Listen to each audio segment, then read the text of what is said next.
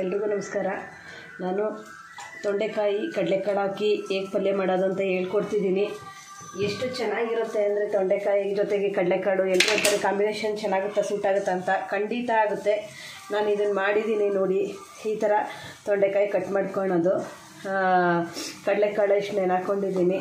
Next tomato, ಒಂದು tomato ದಪ್ಪದು ಒಂದು tomato ತಗೊಳ್ಳಿ, ಒಂದು ಅರ್ಧ ಈರುಳ್ಳಿ ತಗೊಳ್ಳಿ, ಸ್ವಲ್ಪ ಕಾಯಿನ ಕಟ್ ಮಾಡಿ ಪುಡಿ ಮಾಡಿ ಇಟ್ಕೊಂಡಿದ್ದೀನಿ. ಖಾರ ಪುಡಿ, ಸಾಂಬಾರು ಪುಡಿ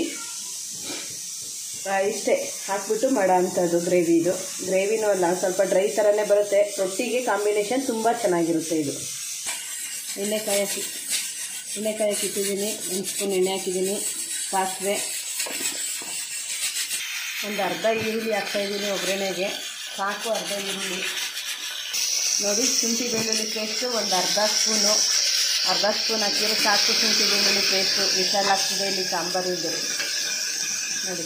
ಟೊಮೊಟೊ ಹಾಕೋಣ. ಈಗ ಏನು ಮಸಾಲೆನೇ ಇರಲ್ಲ ಇದಕ್ಕೆ ನೋಡಿ, ಅಷ್ಟು ಟೇಸ್ಟ್ ಕೊಡುತ್ತೆ. ಈ ಟೊಮೊಟೊ ಜೊತೆಗೆ ನಾನು ತೊಂಡೆಕಾಯಿ ಹಾಕ್ತಿದ್ದೀನಿ, ಕಡಲೆಕಾಳು ಹಾಕ್ತಾಯಿದ್ದೀನಿ,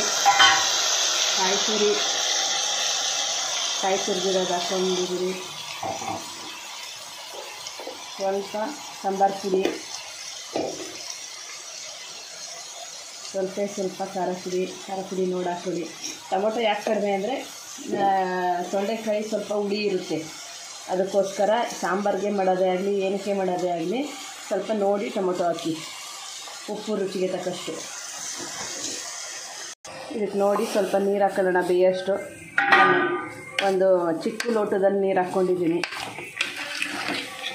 ಇದನ್ನು ನೋಡಿ, ಕಡಲೆಕಾಳು ಅಲ್ವಾ, 3 ವಿಷಲ್ ಕುಗ್ಗಿಸ್ಕೊಬರೋಣ. ಆಗಿದೆ ತೊಂಡೆಕಾಯಿ ಕಡಲೆಕಾಳು.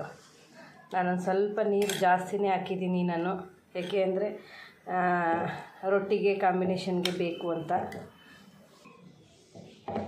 ತುಂಬ ಟೇಸ್ಟ್ ಇರುತ್ತೆ ನೋಡಿ. ರುಬ್ಬಾಕಿ ಮಾಡಿದ್ದೀನಿ, ಆದ್ರೂ ಅದು ಟೇಸ್ಟ್ ಬಂದಿಲ್ಲ. ನಾನು ಈ ಥರನೇ ನನಗಿಷ್ಟ, ಆ ಥರ ಎಲ್ಲ ಟ್ರೈ ಮಾಡಾಗಿದೆ ನಾನು. ಇದು ನೋಡಿ ಕಾಂಬಿನೇಷನ್ ರೊಟ್ಟಿಗೆ ತುಂಬ ಚೆನ್ನಾಗಿರುತ್ತೆ. ಮಾಡಿ ನೋಡಿ. Thank you friends.